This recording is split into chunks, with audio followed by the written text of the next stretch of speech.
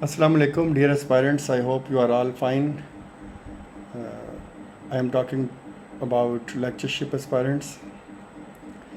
ये मेरी वीडियो जो है वो स्पेशली उन एस्पायरेंट्स के लिए है जो कि रिटन टेस्ट क्लियर कर गए हैं, मेल स्टूडेंट्स के लिए है। उनको मुबारकबाद, और जिनका क्लियर नहीं हुआ बेटर लक नेक्स्ट टाइम। मेरे इस चैनल के ऊपर मैंने एक वीडियो रिकॉर्ड की थी पेपर होने से पहले एक दिन, जिसमें मैंने स्टूडेंट्स को इंस्ट्रक्शंस दी थी कि नेगेटिव मार्किंग जो है वो लेट उगती है।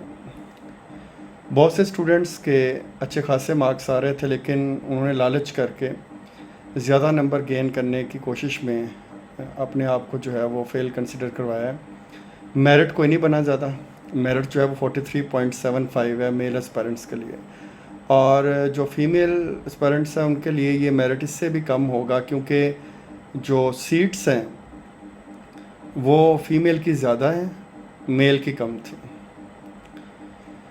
बहुत से स्टूडेंट्स ऐसे हैं जो मुझसे बार बार पूछ रहे हैं कि सर इंटरव्यू का क्राइटेरिया क्या होता है, मार्क्स डिवीज़न क्या होती है, और क्या क्या चीज़ कंसिडर की जाती है। एक चीज़ मैं आपको बता दूं कि जो आपके रिटन मार्क्स हैं 100 में से जो आपने जितने भी गेन किए होते हैं उनका हाफ काउंट होता है। क्लियर? फॉर एग्ज़ाम्पल, अगर एक स्टूडेंट ने 70 नंबर लिए हैं तो उसका 35 स्कोर जो है वो कंसिडर होगा रिटन में। रिटन में जो है वो 50 में से कंसिडर होते हैं मार्क्स आपके।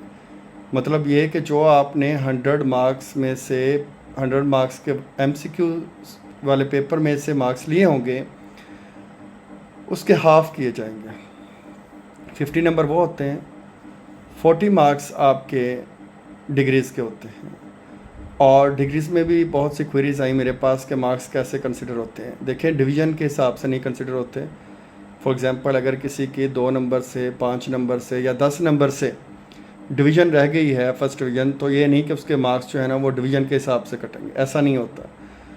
PPSC में जो मार्क्स हैं वो परसेंटेज के मुताबिक काउंट होते हैं, जो परसेंटेज होती है आपके मार्क्स की।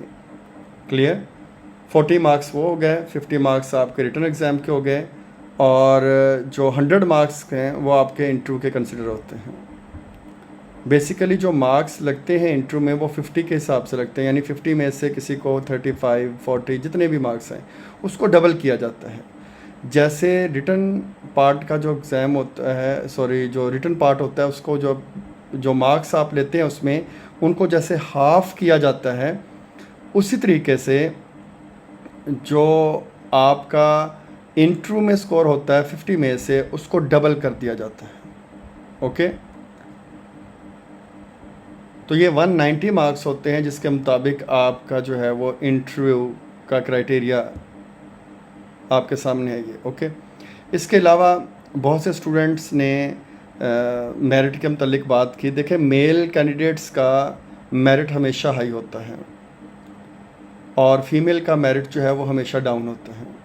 43.75 as far as I can understand, ये जो MCQs का पेपर था ये स्टार्ट हुआ था 2012 में से, क्योंकि 2009 तक जो है वो सब्जेक्टिव पेपर होता था। मेरी एज ए लेक्चरर सिलेक्शन 2009 में थी, तब ये सब्जेक्टिव पेपर था, और वो लास्ट बैच था सब्जेक्टिव पेपर का। उसके बाद जो है वो 12 में MCQs आए। 2015 में मेरी सिलेक्शन थी as an assistant professor of English, तो उसमें MCQs थे। तो 12 का बैच, 15 का बैच, 17 का बैच, 20 का बैच, और ये जो है 2022 का बैच जो है, ये जो 5 बैचेस गए हैं उनमें मेरे ख़्याल में जो लोएस्ट मेरिट रहा है वो इस दफ़ा रहा है, और वो है 43.75। इसकी एक वजह पेपर का डिफ़िकल्टी लेवल भी है,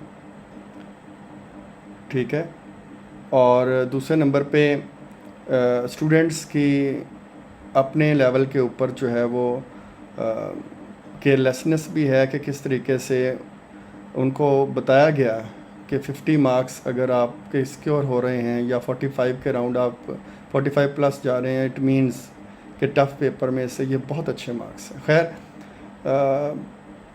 ये गेम ऑफ नर्व्स होती है, कंपैरेटिव एग्ज़ाम, उस वक्त इंसान को पता नहीं चलता। और बड़े बड़ों को पता नहीं चलता। So I am not blaming anyone, लेकिन ये है कि मेरिट कम रहा है और फीमेल का भी कम रहेगा। बाकी जो लोग क्लियर हुए हैं उनको इंटरव्यू के लिए तैयारी करनी चाहिए और अच्छे तरीके से करनी चाहिए। अपने सब्जेक्ट के ऊपर ग्रिप हासिल करें, अपने ड्रेस कोड पे फोकस करें, अपनी कम्युनिकेशन स्किल्स के ऊपर फोकस करें, उनको डेवलप करें।